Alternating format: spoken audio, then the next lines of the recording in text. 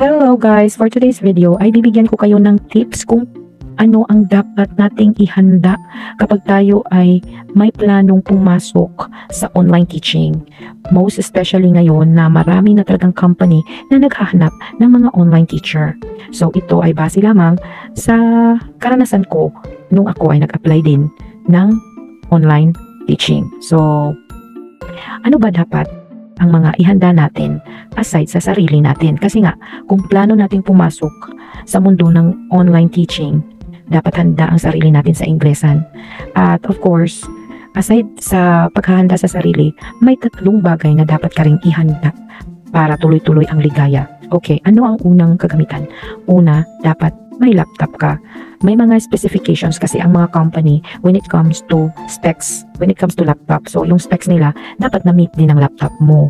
Kasi nga, yung mga apps nila, kailangan compatible sa laptop na meron ka. And, ano pa? Okay, yun, laptop.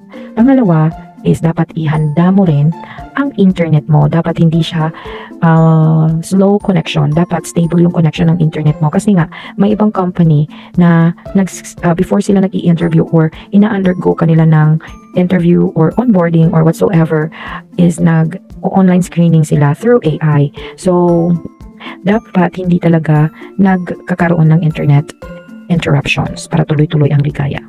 And lastly, of course, dahil pumasok ka na nga sa mundo ng online teaching, dapat ihanda mo rin ang iyong headset. Dapat yung headset mo is noise cancelling headset para pag screening ni AI, klarong-klaro niya ang pronunciation ng word na babasahin mo or ipapabasa sa'yo or ipapagawa sa'yo. So, dahil dyan, isa din yan sa tumutulong sa'yo para matanggap ka sa screening nila. So, first steps pa lang yan. But, yan talaga ang essential na bagay na dapat mong or dapat meron ka bago ka pumasok o mag-apply sa online teaching.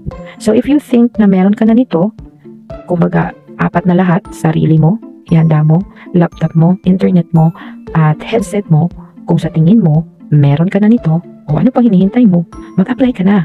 Gusto mo bang mag-apply sa company ko? Ang company ko is 51 Talk Company.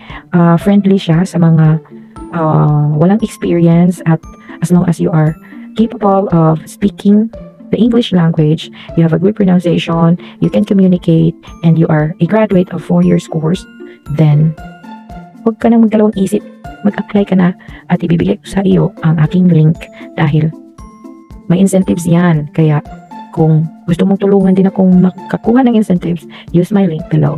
Yun lang po. And salamat sa pagkikinig. Bye!